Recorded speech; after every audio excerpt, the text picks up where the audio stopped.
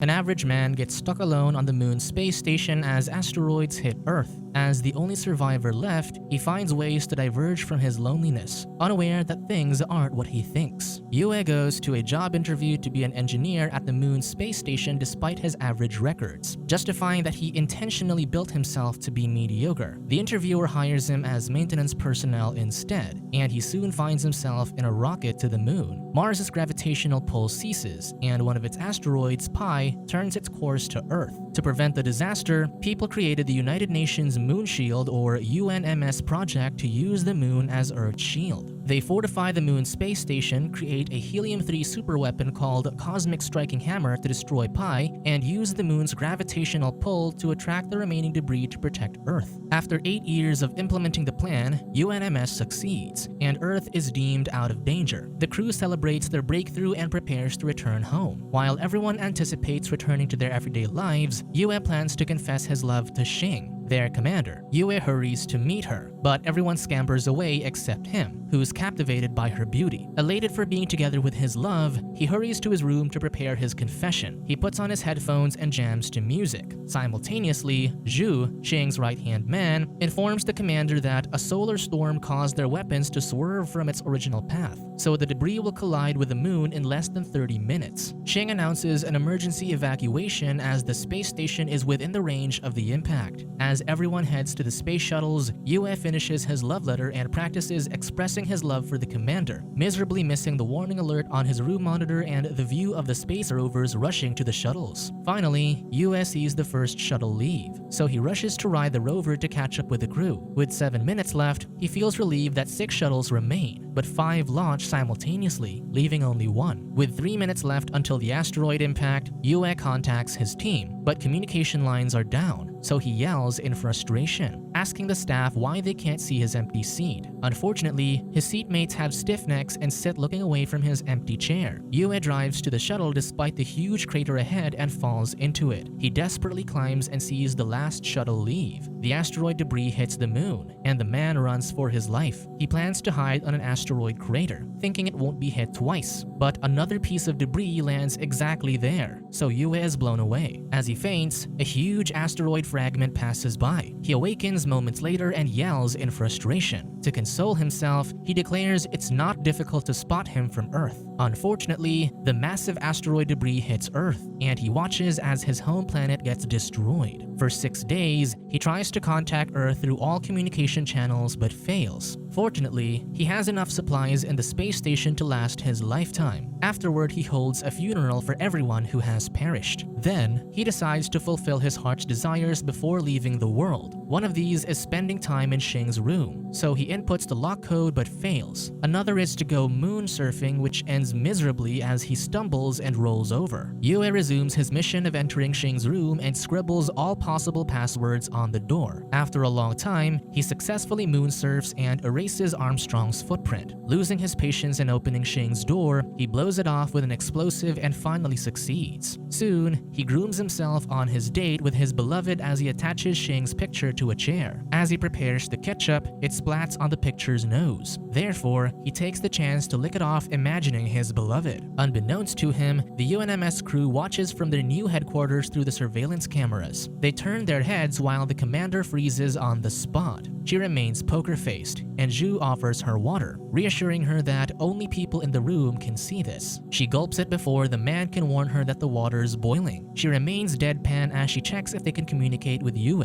Unfortunately, all they can access for now are videos. Therefore, Xing decides to abort the rescue mission. Chairman Yang interrupts her to inform them that the superiors have decided to broadcast Yue in 30 days. The chairman calls a meeting to explain Earth's current situation with 30% of its landmass submerged in water and volcanic gas spreading within inland cities. Therefore, Xing understands what the chairman is pertaining to, so she updates her staff about the people's dire conditions, especially with escalating depression, insufficient food, and the spread of diseases. They'll make Yue the public hero. However, Zhu points out that the man is far from being a hero, so Xing tells them that they can dub his voice, which can give them a way to create a positive image of him. Afterward, Xing reads a script she made and broadcasts the false story of Yue, who sacrificed his seat in the shuttle to save a crew member. She announces that in 30 days, they'll show his live footage to give hope to everyone. As the broadcast goes on, desperate survivors tune in. Meanwhile, Lassie, a trusted crew, asks the commander about those who won't believe, and she confidently declares they must convince them. But in reality, those who doubt have gone missing. 196 days later, Yue decides it's time to reunite with his love, but complains about his failed attempts to end his life by starving and overeating. He finds a bottle of medicine that can help him, so he visits the warehouse. Simultaneously, the video feed on Earth is cut, and the only remaining voice actor, the flutist, arrives at the base. He is given no scripts, but he is confident with his skills. While he vocalizes and the crew count down for the live airing, Yue opens the warehouse and sees a voluptuous silhouette. He approaches the woman and states there's enough food for them, but he already has someone in his heart. He opens the cloth, and a muscular kangaroo appears, just in time for the live streaming and the camera to focus on the animal. The voice actor, who has no clear instructions, dubs as the kangaroo and greets everyone with a wonderful day while Xing pulls his hair to prevent the dubbing tragedy. Unfortunately, she's too late, and everyone watching has heard the animal talk. The airing is cut as Xing and Zhu report to the chairman. The commander tells him that the research department has left an ill-tempered kangaroo named King Kong Roo, while flutist is a fraud who turns out to be an influencer who does funny voiceovers. The influencer offers to play a song, but Xing furiously beats him up. They finally decide to resort to narrating the video rather than dubbing it. Meanwhile, Kong has already taken over the warehouse. Determined to get the medicine, Yue dresses up as a female kangaroo and attracts Kong. Enticed, the animal attempts to procreate with him. The man does his best to get away, revealing himself. The animal angrily kicks him while flutist laughs hysterically. The viewers keep watching while Xing angrily beats the influencer again. Afterward, the commander takes accountability for the mistake. She kicks out flutist, but a crew calls them due to another commotion. Yue faces Kong with a 3D Gatling gun which everyone watches in anticipation. Just as they start being impressed, the situation reverses, and Kong shows its fighting prowess while flutist plays his flute that is broadcasted through his headphones. Xing runs to the influencer and kicks his flute away. At the same time, Kong gives an ending kick to Yue.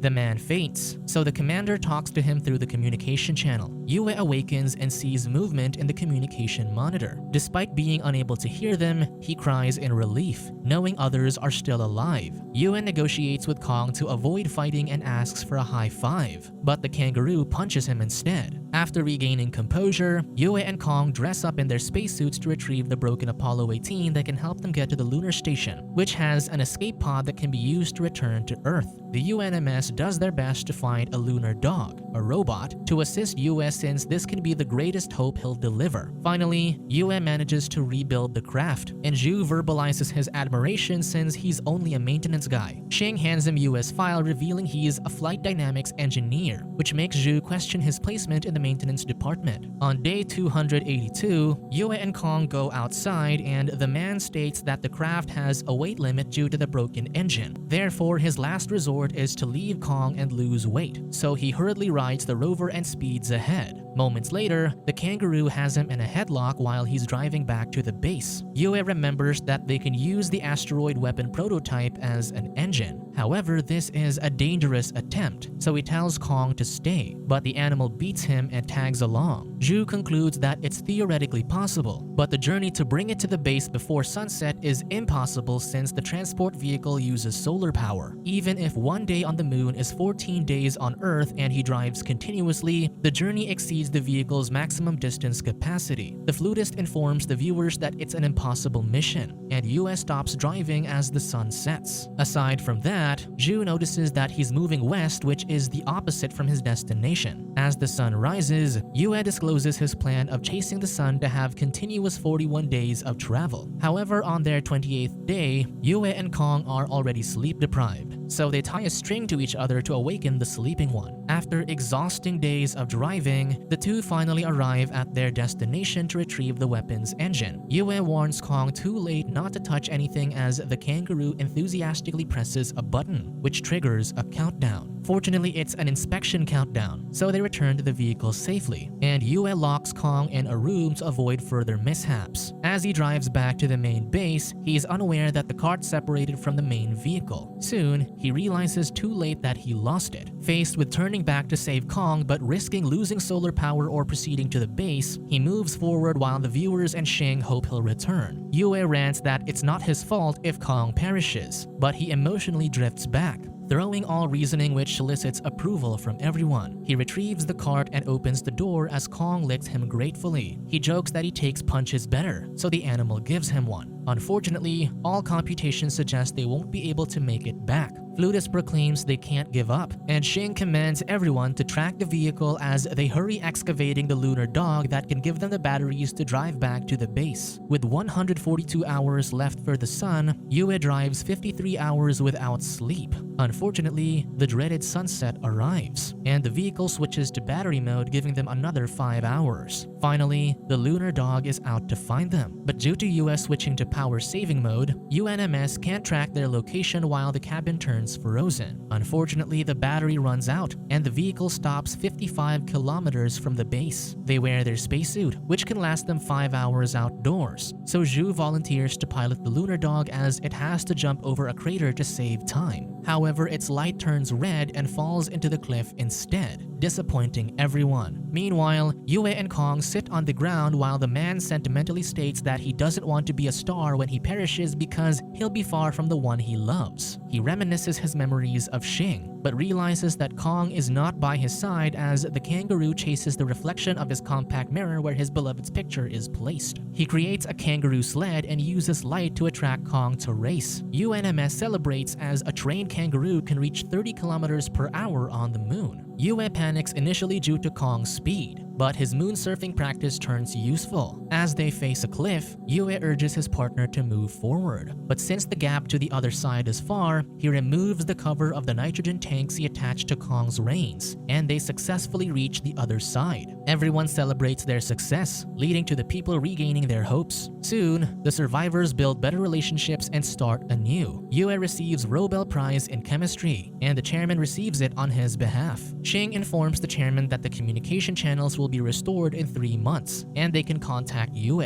Days pass by smoothly as Earth slowly recovers from the damage. Unbeknownst to them, a massive piece of pie is lurking. While Kong and Yue are fooling around, the kangaroo touches the broken communication lines, creating static sounds on the monitor. Yue concludes that he mistakenly thought people survived and that the signal he's seen before is only from Kong accidentally touching the wires. He faces desperation, while Xing pushes for a faster way to talk with him to disclose the truth. One day, Yue bids goodbye to Kong as he prepares a female kangaroo mascot for company. He goes outside and makes his epitaph, ready to take his life. Meanwhile, Xing broadcasts the truth of Yue's identity to everyone on Earth but emphasizes how the MoonMan helps them become hopeful. She requests everyone to help him by knowing he's not alone, so the people head out with flashlights and other light sources. Yue is about to remove his helmet, but the Earth gleams from tiny flickers of light for the first time, so he cries and kneels. Moments later, he returns to the base and turns on the communication monitor. Finally, he can see and hear everyone in the UNMS who excitedly tells him about his live stream and viewers. Yue smiles and tears fall from his eyes. When the people realize he's not speaking, they make way for Xing, and she greets him with a short hello while Yue responds with a quick hi. The days pass by with the UNMS helping him with the proper ways to fix his craft, but Yue is simply happy seeing Xing daily. When the spacecraft is completed, Yue finds Xing alone, so he grabs the chance to confess why he joined the maintenance department. Years ago, he declined the job offer, but he saw Xing by the escalator, so he agreed to be with her. Xing also confesses that she saw Yue on the evacuation day as he ran toward the space shuttle, but she couldn't wait for him. The man is shocked and asks if she'll do the same thing now, and the woman affirms it. However, Yue declares that it's why he loves her. They retire for the night, failing to see the radar catching the signal of the incoming asteroid. The following day, Yue and Kong prepare to return home. With the guidance of UNMS, their makeshift spacecraft finally launches smoothly. Everyone celebrates as Yue's 943 days on the moon end today. They arrive at the space station successfully, but Zhu calls Xing for a sudden meeting only to find out that a debris called Pi Plus is approaching Earth. The chairman declares that only one man might be able to save them since he has the cosmic weapon on his ship. Faced with a predicament, Xing returns to the control room and instructs them to cut the live stream. Flutist alibis that there's a signal disruption, and the viewers hang by their seats. The commander speaks with Yue, and he excitedly tells her that the escape pods are in good condition. Before Xing can grimly discuss the news, Yue beats her to it as he has heard the news through the headphones. He has to manually pilot the spacecraft since the missile has no power engine. He's supposed to return to his spacecraft before UNMS detonates the missile, but there's little to no chance of him coming back alive. Yue stares at Earth and proclaims he'll do it since it's the only way to protect his beloved and everyone, but on the condition that Xing won't remain a widow if he fails to return. Everyone on Earth is instructed to remain underground as UNMS announces the danger of Pi Plus, especially the possibility of Earth being irredeemable if it hits again. Meanwhile, Yue buckles up Kong and reminds him to enjoy his time on Earth and procreate upon meeting a female. The kangaroo struggles out of his seat to be with its friend. The two separate, and Yue meets a shower of meteorites. Though he maneuvers skillfully, he's still hit, and his spacecraft spins uncontrollably with nothing working to stop it. The only way is to decompress the craft by opening a compartment, so he kicks the hatch open and finally stops. Yue reports that the missile is still operational, but the engine is gone. Xing informs him that Pi Plus will pass by him, but Yue diverts the talk by telling his beloved that he doesn't blame her since she only did what she should do. Therefore, he asks her to continue doing her job. Xing refuses to sacrifice a person, but Yue insists, so he requests them to divert his ship's flight path to the asteroid. Then he asks to turn on the live stream for his curtain call. As he detaches the missile to his cockpit, he thanks everyone for accompanying him. He states that he thinks being a middleman is the safest way to live, but he realizes this is his mission as he stands between the asteroid and Earth. Yue propels the missile forward in Pi Plus's direction and sings Xing's favorite song. Everyone cries for him, including his beloved. His spacesuit begins to crack and disintegrates as he nears the asteroid, but he stares ahead with determination. With shaking hands, Xing's fingers move toward the detonator, but she fails to press it. All Yue can think of are the memories of his beloved and his failed attempts to approach her. Finally, he gently asks Xing to take him home, and the commander presses the button, followed by a huge blast. The asteroid breaks into pieces, and UNMS stares blankly at the white screen. The survivors head out to see the pieces of asteroids falling like shooting stars while Kong watches the view solemnly. Everyone pays respect, and a child asks her brother if they can go home. The brother affirms it and points out it's because of the MoonMan. 10 years later, Earth has recovered faster than they can imagine, with everyone putting their best effort into restoring everything. People gather as the first attempt to return to the moon commences while Lassie, the new chairman, reminds everyone of how meaningful this event is. Flutist offers her lunch and proceeds to Kong, the mascot of UNMS, only to discover that he switched the kangaroo's carrot lunch to Lassie's lunch. Meanwhile, Xing and Zhu excitedly ride the first space shuttle that'll land on the moon after 10 years. Moments later, Xing and her new crew arrive at the moon station, and she envisions Yue welcoming her with his wide grin. The two stare at each other, and the commander smiles while tears fall from her eyes. She goes to Yue's epitaph and stands beside his image as she tells him that 10 years ago, the debris of Pi Plus remained around Earth as a planetary ring since MoonMan finally came home. On the other hand, the base remains with clear memories of Earth's hero, especially his love letter to Xing. Subscribe to watch more videos like this, turn on notifications and leave a like to help the channel out. Thank you for watching.